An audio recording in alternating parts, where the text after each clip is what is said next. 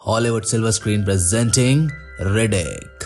कहानी की शुरुआत में हमें रिडिक को दिखाया जाता है जो किसी बंजर प्लेनेट पर बहुत जख्मी हालत में होता है। उसका एक पैर भी जख्मी है जिसकी वजह से वो रेंग रेंग कर चल रहा है। और हर प्लेनेट की तरह इस प्लेनेट पर भी कुछ खतरनाक क्रिएचर्स होते हैं जो भेड़िए की तरह दिख रहे हैं और अचानक से वो सभी क्रिएचर्स रिडिक पर हमला करने लगते हैं। रिडिक रेंगते रेंगते एक पानी के गड्ढे में छिप जाता है और उनके जाने का वेट करता है। उन क्रिएचर्स के जाने के बाद रिडिक पानी से बाहर आता है, पर तभी उन्हीं भेड़ियों में से एक भेड़िया उस पर फिर से अटैक कर देता है जो वही था। पर रिडिक उसे संभाल लेता है और एक मेटल की चीज को दूर फेंकता है, जिससे वो भेड़िया उसको लेने के लिए रिडिक को छोड़कर वहाँ से भाग जाता है। इन सब के बाद रिडिक अब एक गुफा में जाकर छिप जाता है ताकि वो थोड़ा आराम कर सके और अपने पैर के बारे में सोच सके, क्योंकि वो इंजर्ड है। उसी गुफा में पानी का एक तालाब भी होता है जहाँ कुछ देर बाद वही भेड़िया आता है पानी पीने के लिए। लेकिन उस पानी में से कुछ खतरनाक क्रिएचर्स बाहर आते हैं जो उस भेड़िए को मार देते हैं। दरअसल वो क्रिएचर्स बहुत जहरीले हैं जिनका जहर बहुत खतरनाक है, जिससे वो अपने शिकार को मारते हैं। रिडिक भी वहीं पर छिपा ये सब देख रहा होता है और रिडिक को भी आगे का रास्ता तय करने के लिए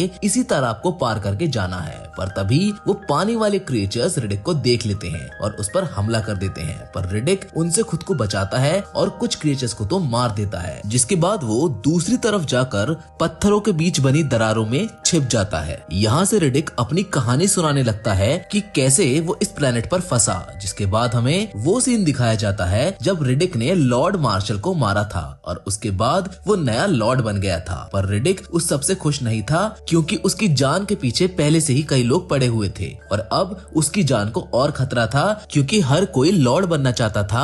और ऐसा तभी हो सकता था जब कोई रिडिक को मारता, क्योंकि वहाँ का उसूल था कि जो भी वहाँ पर राजा को मारेगा वही राजा बनेगा। इसी वजह से हर वक्त उसकी जान को खतरा था और रिडिक भी ये बात अच्छे से जानता था। जहाँ रिडिक को एक लेडी ने भी मारने की कोशिश करी थी, पर रिडिक खुद को बचाकर उसे ही उल्टा मार देता है, क्योंकि वो तेज और चालाक शिकारी है। पर वो जानता था कि उसके पीछे वाको का हाथ है और वो लॉर्ड बनना चाहता है। इसीलिए वो वाको के पास जाता है और उससे एक डील करता है कि वो उसे फ्यूरिया प्लेनेट का रास्ता बताएगा, जिसके बदले वो उसे लॉर्ड बना देगा। जिसके लिए वाको मान जाता है, क्योंकि उस प्लेनेट का नक्शा पहले ही डिस्ट्रॉय हो चुका था, जिसका रास्ता सिर्फ वाको को पता था। इसलिए वो अपने कुछ खास साथियों के साथ रिडिक को फ्यूरिया प्लेनेट के लिए रवाना कर देता है। जहाँ कुछ वक्त बाद जब वो उस प्लेनेट पर पहुंच जाता है तो वहाँ पहुंचने पर समझ आता है कि वो तो बस वाको की चाल थी, क्योंकि वो रिडिक को मारना चाहता था। इसीलिए वो उसे फ्यूरिया प्लेनेट नहीं बल्कि किसी और दूसरे बंजर प्लेनेट पर ले गए थे।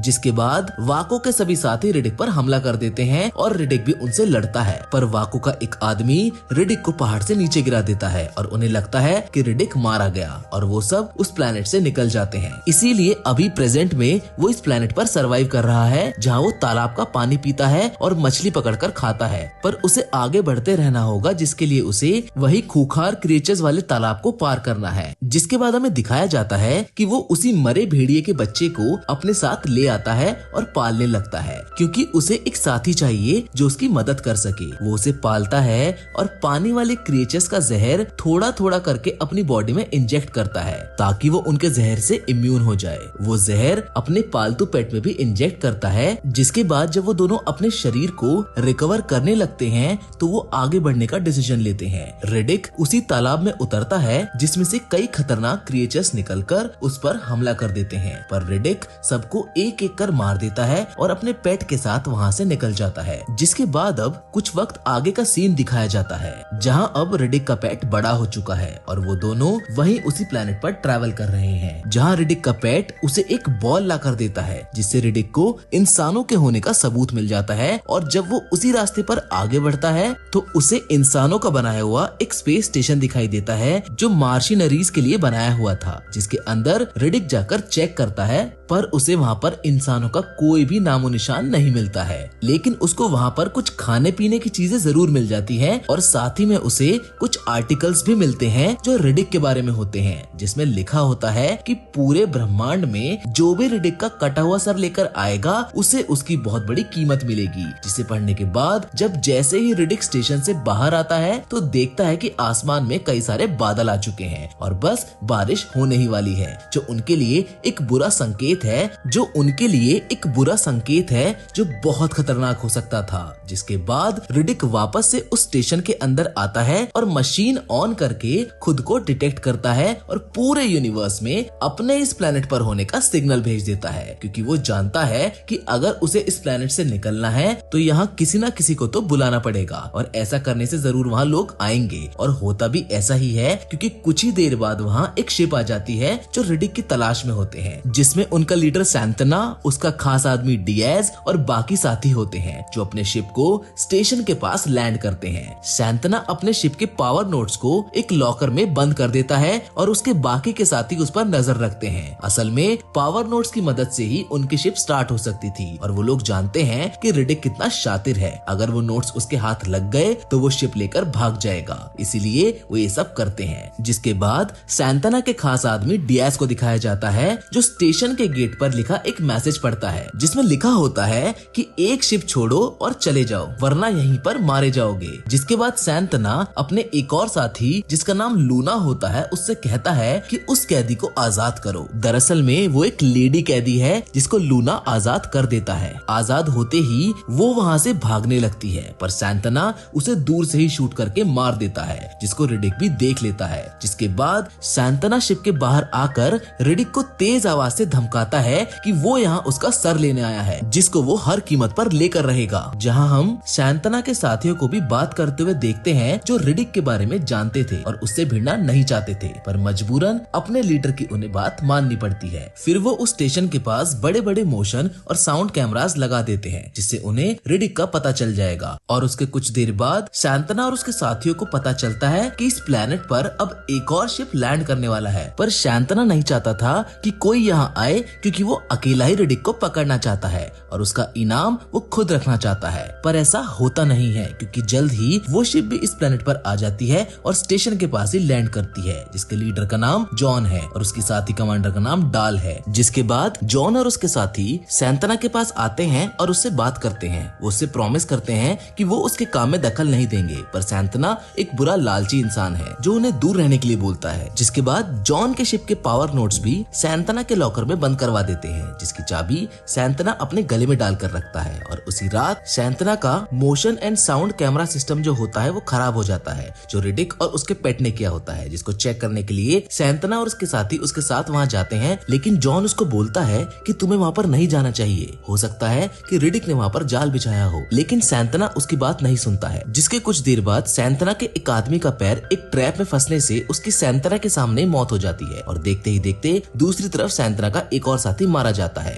जिसके पीछे रिडिक होता है और वही वो सैंतना के तीसरे आदमी को अंधेरे में खींचकर ले जाता है, जहाँ उसकी भी मौत हो जाती है, जिससे सैंतना भी शॉक हो जाता है और सबके बीच में डर फैल जाता है। सैंतना अब मेंटली थोड़ा डिस्टर्ब हो जाता है, पर जॉन और उसके साथी उनके काम में टांग नहीं अड़ाते हैं जैसा उन्होंने प्रॉमिस किया था। पर सैंतना जॉन के पास आता है और वहाँ जॉन को उसकी मदद करने के लिए कहता है। सैंतना डाल से बदतमीजी करता है, जिसकी वजह से उन दोनों में लड़ाई हो जाती है और डाल सैंतना को पीट देती है। जिसके बाद जॉन सैंतना से एक डील करता है, जिसमें सैंतना को डाल के अंडर काम करना होगा और दूसरी बात ये है कि उसे रिडिक सिर्फ एक दिन के लिए जिंदा चाहिए, उसके बाद फिर चाहे तुम उसके साथ कुछ भी करो, मुझे उससे कोई फर्क नहीं पड़ता है। अब मजबूरन सैंतना को उसकी डील माननी पड़ती है, पर इन सब से एक बात समझ आ जाती है कि जॉन का रिडिक को पकड़ने का अपना एक अलग मकसद है। जिसके बाद जॉन और उसके साथी रिडिक को पकड़ने के काम में लग जाते हैं, जहाँ सबसे पहले वो रिडिक के पेट भेड़िए पर एक गन शूट करके ट्रैकिंग डिवाइस लगा देते हैं, जिससे उन्हें रिडिक की लोकेशन का पता चल सके,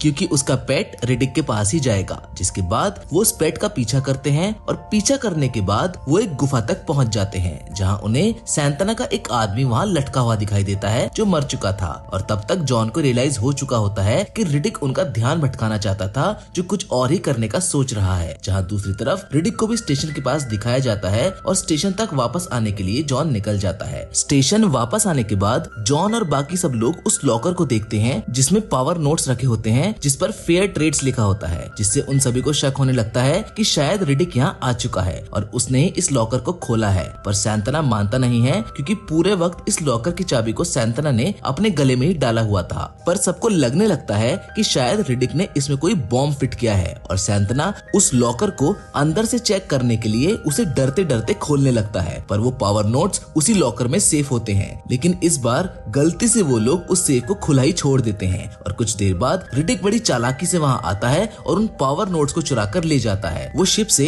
दूर जाकर उन नोट्स को जमीन में गाड़ देता है और जब ये जॉन को पता चलता है कि रिडिक ने उन नोट्स को चुरा लिया है तो उसको बहुत ज्यादा गुस्सा आता है। वो मदद के लिए एक और शिप को बुला लेता है, पर तभी वहाँ पर मौसम खराब हो जाता है, जिसके बाद रिडिक उनसे एक रेडियो से बात करने लगता है जो उसने उनके किसी साथी से चुराया था। जॉन उससे गुस्से में बात करता है, पर तभी रिडिक अपने सारे हथियारों को गिराकर उनके सामने आ जाता है एकदम निहत्था उनसे बात करने के लिए। जिसके बाद वो बात करते हैं और जॉन सबसे पहले रिडिक से ये सवाल करता है कि क्या 10 साल पहले जो विलियम जॉन उस डार्क प्लेनेट पर था जहां उसके साथ तुम भी थे, तब क्या वो विलियम उस डार्क प्लेनेट पर जिंदा बचा था या नहीं। जॉन ये इसलिए जानना चाहता था क्योंकि ये जॉन असल में उसी विलियम जॉन का डैड होता है, पर रिडिक उसका जवाब ना देते हुए उससे ये कहता है कि मुझे एक शिप दे दो और मैं तुम्हें वो नोट्स दे दूंगा। वो ये भी कहता है कि तुम सबके पास सिर्फ बारिश होने तक का समय बचा है। जिसके बाद वो वहाँ से जाने लगता है। जिसे जाता देख सैंतना उसे पीछे से शूट करने की कोशिश करता है, पर रिडिक का पेट उस पर हमला कर देता है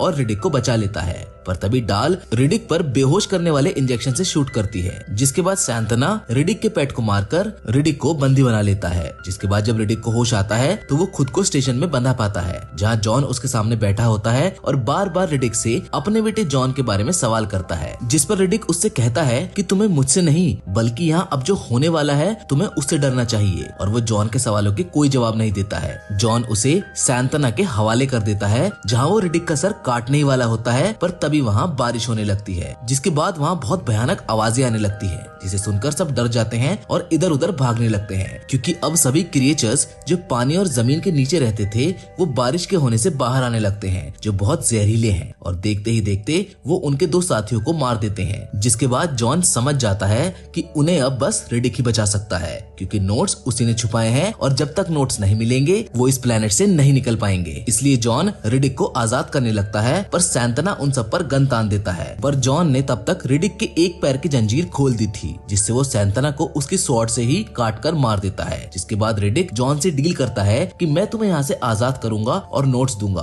बदले में तुम मुझे एक शिप दोगे, जिसके लिए जॉन भी मान जाता है, क्योंकि अब उसके पास कोई चारा ही नहीं बचा है। जिसके बाद रिडिक, डियाज और जॉन अपनी होवर बाइक पर बैठकर उन पावर नोट्स को लेने के लिए जाते हैं, जहाँ रास्ते में जॉन की बाइक खराब हो जाती है, इसलिए वो रिडिक की बाइक पर बैठकर उसके साथ वहाँ पहुँच जाता है। वहाँ पहुँचते ही रिडिक पावर नोट्स को जमीन से निकालने लगता है और वो जॉन को ये भी बताता है कि मैंने तुम्हारे बेटे को नहीं मारा, बल्कि वो खुद की जान बचाने के लिए एक बच्चे की जान लेना चाहता था और कईयों को धोखा देना चाहता था, पर तभी एक क्रिएचर ने उसकी जान ले ली। जिसके बाद दिखाया जाता है कि सैंतना का आदमी डियाज उन पर हमला कर देता है, पर रिडिक उसको मार देता है, पर मरने से पहले वो उनकी होवर बाइक को खराब कर देता है, जिसकी वजह से अब उनको स्टेशन तक पैदल ही चल के जाना होगा। जिसके बाद वहाँ कई सारे क्रिएचर्स उन पर हमला कर देते हैं और वो दोनों उनका अकेले ही सामना करते हैं, जहाँ वो क्रिएचर्स रिडिक पर हमला कर उसे घायल कर देते हैं। और तभी जॉन रिडिक के पास आकर उससे वो पावर नोट्स लेकर रिडिक को वहाँ अकेला छोड़कर चला जाता है, जहाँ रिडिक अपने घाव पर एक हॉट रॉक लगाता है। जिसके बाद रिडिक जैसे तैसे करके उन सभी क्रिएचर से अकेला लड़ता है और अपनी जान बचाता है, पर एक बड़ा सा क्रिएचर उसको मारने ही वाला होता है कि तभी वहाँ एक शिप आ जाता है जो उन सभी क्रिएचर्स पर हमला करने लगता है। ये हमला जॉन कर रहा होता है, जो रिडिक की जान बचा लेता है और वो उन सभी क्रिएचर्स को शिप से फायरिंग करके मारने लगता है, जहाँ वो घायल रिडिक को शिप में ले आते हैं। जिसके बाद जॉन अपना प्रॉमिस पूरा करता है रिडिक को शिप देकर। जिसके बाद रिडिक सीधा शिप लेकर उस प्लेनेट पर आ जाता है जहाँ क्रोन होता है, जिसने उसे इस प्लेनेट पर छोड़ा था, जहाँ रिडिक उसके सर पर गन रखकर वाको के बारे में पूछता है, क्योंकि रिडिक उसे मारना चाहता है, पर क्रोन उसे वाको के बारे में कुछ नहीं बताता है, इसलिए रिडिक उसे मार देता है। जिसके बाद क्रोन की वाइफ रिडिक को बताती है कि अब वाको नया लॉर्ड बन चुका है और वो वही सभी सुपर नेचुरल शक्तियाँ हासिल कर चुका है जो लॉर्ड मार्शल के पास थी। और इसी के साथ ये फिल्म यहाँ पर खत्म हो जाती है। उम्मीद करते हैं कि आपको ये कहानी पसंद आई होगी।